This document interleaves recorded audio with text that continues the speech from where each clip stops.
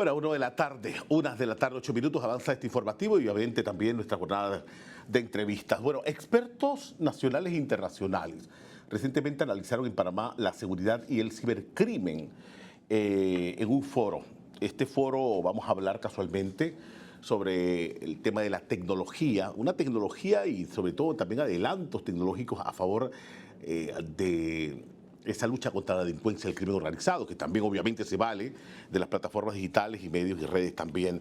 Quiero dar la bienvenida al licenciado Alexis Betancourt, ex ministro de Seguridad con nosotros, pero en esta vez en calidad de miembro de CLIP. CLIP, que es el Centro Latinoamericano de Innovación y Políticas Públicas. ¿Cómo está? Hoy a tiempo, años que no lo veía.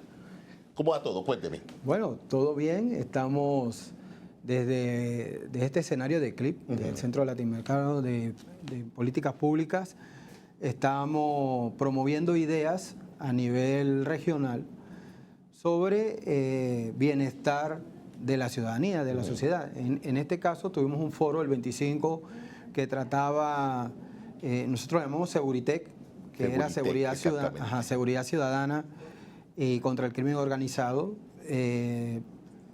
Estuvo organizado en 6 paneles con expertos nacionales e internacionales y se realizó en el Parlatino aquí en Amador, próximo al Ministerio de Seguridad. Mire, crimen organizado en la era digital. Así es. A mí me da pánico escuchar cada vez cuando te vacían una cuenta de banco o simplemente usted recibe, no sé, de un conocido, haz clic o ingresa en este link, o te llaman por teléfono tu hijo con inteligencia artificial, esta inteligencia que copia la voz de tu hijo o de tu hijo un familiar. O sea, el crimen organizado, el licenciado Betancourt, se vale de estas herramientas también para delinquir.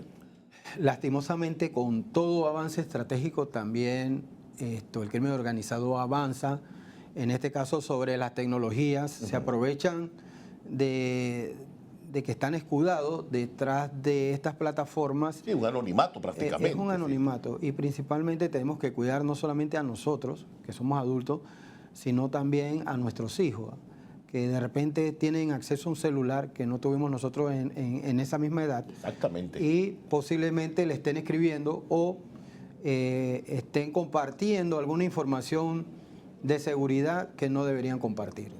Y no solamente lo vemos a ese nivel, sino el crimen organizado se involucra en crímenes mucho más grandes. E incluso, por ejemplo, el caso de Costa Rica que tratamos el día del foro, secuestraron prácticamente a las instituciones del país y tuvo que hacer una intervención en una alianza público-privada, una empresa que se dedica a soluciones de este tipo. Y afortunadamente en Costa Rica pudieron salvar eso, pero... O sea, vulneraron la seguridad. Vulneraron la seguridad primero de una institución del gobierno, pidieron una recompensa y como el gobierno se negó, secuestraron información de otras bases de datos. Oh, es delicado esto. Es muy delicado, muy delicado. Esto provocó entonces que Costa Rica se aliara con empresas privadas que manejan software importantísimos y técnicos que manejen el tema para poder contrarrestar estos son ciberataques, le dicen ciberataques. Son ciberataques que tienen que ver con ciberdelitos. Hay otros que, por ejemplo, tienen que ver con el uso de nuevas tecnologías. Nosotros vemos constantemente, por ejemplo, en la guerra en Ucrania o en la guerra en Medio Oriente, el uso de drones. Bueno, esta tecnología de drones también la utilizan para digamos, hacer delincuencia en los centros penales, sí. O incluso se valen de esto. Llevar droga, llevar armas de fuego. Y también se valen de esto para hacer inteligencia de lugares. O sea, estamos muy vulnerables en ese tipo de situaciones. A ver, yo tengo entendido, dicho por ustedes los expertos también, licenciado Betancourt, que bueno, el crimen organizado muta a pasos agigantados, inclusive por arriba de las normativas de los países. Así es. Y obliga cada rato a revisar las políticas públicas en materia de seguridad de los países. Pero obviamente, hartamente sabido, se tiene que enfrentar de forma regional, o sea, a nivel de los países. Algo se habló casualmente también en el encuentro. Sí, precisamente estábamos hablando, por ejemplo, algunos temas que digamos que son normas o buenas prácticas internacionales o acuerdos internacionales como el Acuerdo de Budapest, que tiene que ver con el ciberdelito, Panamá ha ajustado algunas de sus normas. Imagínense que eso se firmó en el 2013 y hasta recién esta década es que hemos estado trabajando sobre la implementación de estas normas. Y además, Panamá está trabajando también en materia de prevención. Ahora, esto no es muy visible porque no solamente en Panamá, todos los países democráticos tienen que cumplir con una norma en un marco legal. Pero el crimen organizado tiene recursos y no tiene que estar apegado a estas normas, por lo cual ellos van mucho más rápido. Obviamente, ellos van al margen de toda ley y toda norma. Así es. Y con recursos ni se diga. Y con recursos ilimitados. A ver, yo no sé hasta dónde analizó CLIP este encuentro y si al final se homologaron algunas acciones o como se dice, un informe en conjunto, pero o sea, algo tan elemental como o sea, el crimen organizado en las redes sociales que acecha a nuestros hijos también, el robo de identidad, el tema de las tarjetas, los cuestamientos de los bancos, las criptomonedas. O sea, al final se homologó algún documento. Sí, normalmente lo que se hace en CLIP es que se hace un resumen de lo actuado, de lo presentado en los paneles y se hace un análisis y después se entrega como un entregable que es producto de la actividad. CLIP es muy profesional en ese sentido y tiene varias actividades que digamos que son parte de la fundación. Por ejemplo, hay un pilar que tiene que ver con educación, otro pilar con asesoría y así nos vamos en actividades en las que se involucra CLIP y que permanentemente está ofreciendo estos recursos, estas capacidades y estas potencialidades, no solamente al sector privado, sino también a las instituciones del gobierno que así lo deseen. Cuando hablamos aquí, crimen organizado de nueva generación, ¿a qué nos referimos? Un término no muy todavía manejado. Sí, no es muy manejado porque, imagínense, antes nosotros venimos identificando, perfilando el crimen según digamos, algunas características. Incluso leyes como la de pandillerismo, que hablaban de tatuajes, que hablaban de grafitis, se han quedado atrás. Ahora imagínense en el tema de la tecnología, un celular, una tablet, una computadora. O sea, ¿cómo nosotros podemos identificar o perfilar esas acciones criminales? O sea, ¿quién está detrás de esa pantalla o de ese móvil? Y también el problema es que no necesariamente están en el país. Entonces, ¿cómo nosotros extendemos el brazo de la ley? Tiene que ser algo coordinado, tiene que ser algo trabajado entre países, pero a la vez tiene que haber la confianza que tengan los elementos de justicia, inteligencia y de seguridad para trabajar en conjunto. Aquí entran las instituciones, como aquí en esta reunión. ¿Quiénes estuvieron? Bueno, miren, el foro fue para la siguiente: instituciones de justicia, de seguridad, de inteligencia, educativas, por ejemplo, universidades que tienen que ver con investigación, organismos internacionales como el BID, el CAF. También se le dio oportunidad a los innovadores y personas que trabajan tecnología y al público en general. Fue todo un éxito, un lleno total. Se subió en streaming que no estaba previsto. Y también hubo mucha audiencia en la plataforma. Sí. Mire, el crimen organizado se vale de recursos. Así es. Y entre ellos necesitan guardar dinero. Así es. Me imagino que dentro de estos organismos estatales estuvieron otros entes, ¿no?, participando también en aras no solo de modernizar, sino conocer nuevas modalidades del crimen organizado. No sé, me imagino que la UAF, ¿no? La UAF estuvo los bancos, estuvo... Bueno, nosotros... Por el tema del rastreo del dinero, le pregunto exactamente. Nosotros tuvimos de manera internacional, por ejemplo, el patrocinio del CAF y del BID. Del BID. Normalmente estos digamos, entes financieros, estos entes tipo banco, están muy preocupados con el tema de cumplimiento y casi siempre apoyan a organismos internacionales como el GAFI o el GAFILAT, que es el que toca en la región. Yo fui director de la Unidad de Análisis Financiero y precisamente cuestiones como esto, que tienen que ver con la recomendación si más no recuerdo, es la recomendación 15 que tiene que ver con nuevas tecnologías. Antes no tenían lo que nosotros llamamos una nota interpretativa. Algo solamente estaba listado la recomendación, pero no decía qué ni qué estábamos buscando. O sea, usted reportaba un movimiento inusual, pero usted no daba su consideración qué pudiese ser ese movimiento inusual. Eso, más que nada, yo creo que la nota interpretativa que tenemos ahora permite a los países hacer un plan de acción.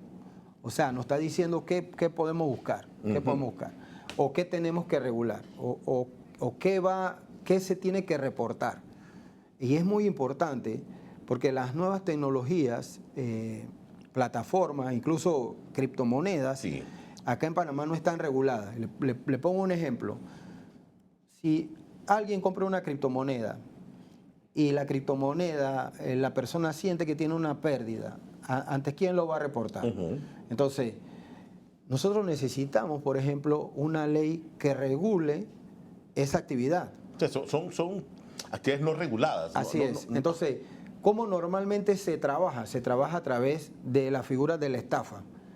Pero entonces lo difícil de probar es que en una estafa alguien te engañó y aquí abiertamente tú compraste la criptomoneda. Entonces ese tipo de espacios. Hay vacíos jurídicos. O sea, esos vacíos jurídicos nosotros tenemos que cubrirlo prontamente y no solamente en este foro de CLIP. En muchos foros se ha identificado este tipo de vacíos legales donde Panamá debe legislar también con cuidado, porque tampoco podemos legislar, hacer una legislación que no exista en ningún lugar. Esta que normalmente agarramos en Google y las mejores prácticas de todo y nos hacemos una camisa de fuerza. O sea, al final desincentiva una industria que puede ser de repente positiva. Tiene que ser un equilibrio. Pero en este caso, a mí me llamó la atención porque, un ejemplo, yo compro criptomonedas, las compro en internet, pero la empresa que se la compra ni siquiera tiene ni personería, ni es regente, ni tiene contraparte en Panamá. Así es. ¿El delito dónde se cometió? Así es. Se cometió en el ciberespacio. ¿Está regulado? No está regulado. Perdí al final. Eso es lo que tenemos que regular. Y eso es lo que hace difícil porque en Panamá, cuando nosotros hicimos el marco legal, es territorial. O sea, tiene que haber ocurrido el delito en Panamá. En territorio. En territorio de Panamá. No, lo mismo cuando yo trabajé en la frontera, en Darién, que había denuncias de robo, de violaciones o de homicidios. Algunas de las investigaciones no prosperaban porque habían sido del lado colombiano.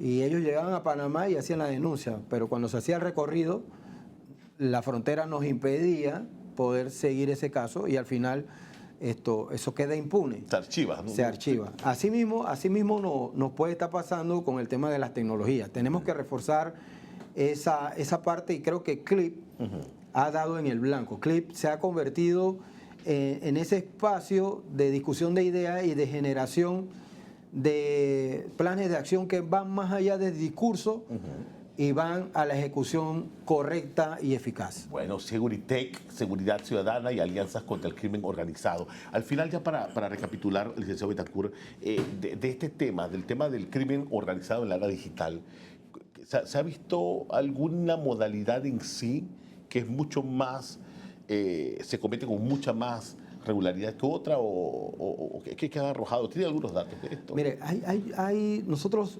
precisamente al estar nuevos en este tema, ahora es que se está recopilando data de valor, porque, por ejemplo, con la nueva ley de ciberdelito, es que vamos a generar estadísticas puras que nos van a servir para determinar qué modalidad está avanzando.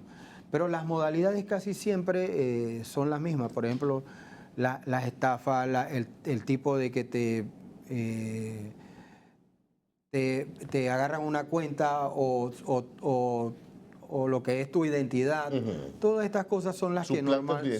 Suplantación de identidad. Son las que normalmente nosotros vemos. Pero ahora con la nueva ley de ciberdelito, vamos a tener estadísticas más claras y esto nos va a abrir el panorama para generar cursos de acción que se enfoquen en esas actividades delictivas. Sí, yo me acuerdo que antes estaba el famoso secuestro expreso. Usted fue ministro de Seguridad, el secuestro expreso, te agarraban a ti, iban a 5 o 6 cajeros y te hacían sacar el dinero. Pero era prácticamente un aspecto físico. Tenía yo que llevarte un carro. Así es. Pero ahora yo te mando un link de una persona que yo conozco de repente y yo, oye, qué raro, y entra el link, y cuando entra el link, ¡ups! O Me te piden dinero también y haces una transferencia, ya sea por la plataforma ACH o Yapi, y terminas tú entregándole el dinero a una persona que no es. Sí, yo estaba escuchando recientemente la famosa llamada triangulada del banco. Que sí es el banco, pero primero otra persona te contacta y te voy a pasar al banco. Y ahí usted va accesando información, el cédula, PIN, y de repente al final, cuando usted das cuenta, te vaciaron tus cuentas. Así es. Y mucho cuidado también, por ejemplo, las personas de bienes raíces, cuando van a hacer algún alquiler o algo. Sí, esa es una modalidad que aquí la DIJOTA todo el tiempo está. Ajá, lo que hacen es que te hacen una transferencia, pero no la confirman. Te mandan la carátula, la captura de pantalla, donde se ve el monto, pero ese monto no le dieron el clic para confirmar la transferencia. Entonces, con eso te engañan pensando que pasaron el dinero. Entonces, lo que hacen normalmente es que te piden, por ejemplo, un dinero para mover unos muebles o algo, y tú haces la transferencia y terminas estafado. Sí. Entonces, esa modalidad la he visto mucha queja. Sí. de las personas que hacen bienes raíces. Hay que tener cuidado con eso. A mí me llama la atención porque aquí cuando vienen los amigos de la DIJ, vienen inclusive con ejemplos de páginas web exactamente igual a la verdadera página web. Así es. O de página web que te vende, te dice dónde está registrado, dónde está el lote de la finca, si usted va a alquilar un ejemplo, una casa de playa, y el abono y todo, y cuando usted vaya al lugar, resulta que no hay nada, lo que hay es monte o selva. De verdad que hay que estar atentos siempre a las modalidades que consigue el crimen organizado, pero ahora en la era digital, que es muy importante. Y hay otro que genera también preocupación, que es la pornografía infantil. Ese es otro tema también. Ese es otro tema que también es de actualidad y que tenemos que estar pendientes. Delicado también, porque de verdad parece mentira que hace un chico con el mundo conectado en su celular, encerrado en su recámara, dentro de tu casa. Así es. Usted piensa que están en la casa, están protegidos, usted no sabe que esa ventana al mundo está abierta en esa recámara y esa recámara está trancada con esa criatura ahí adentro. De verdad, es interesante. Licenciado, con nosotros, Alexis Betancourt, gracias por acompañarnos. Gracias a usted.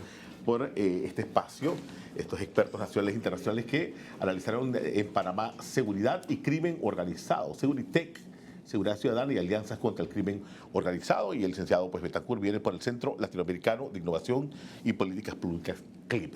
Gracias por acompañarnos. Espera un ratito, voy a hacer una pausa, ¿te parece? Una pausa y en breve otros temas importantes aquí en Hispania Informa. En breve.